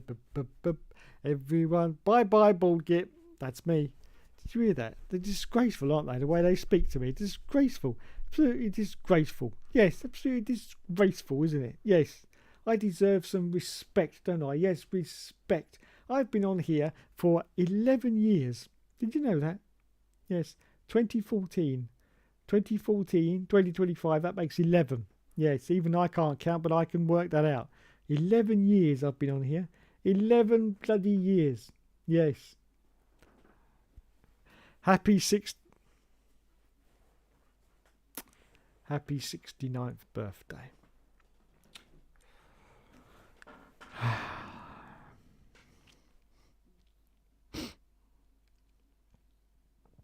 On that bombshell, it's good night. 43rd, I'll take that one. Oh, I see what you did there. I see what you did there. I didn't get that for a minute. Ah, yes. 43rd birthday. It is. Yes. Yes. Oh, God. Nice, says Mr. Ruger. Anyway, thank you, everyone. And I'll catch you in the next video. I'm off to wind up some more Australian Sheilas if I can.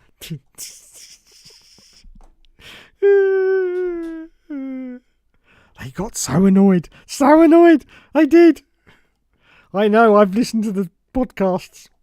Yes. Not good. Bye-bye, everyone. Bye-bye.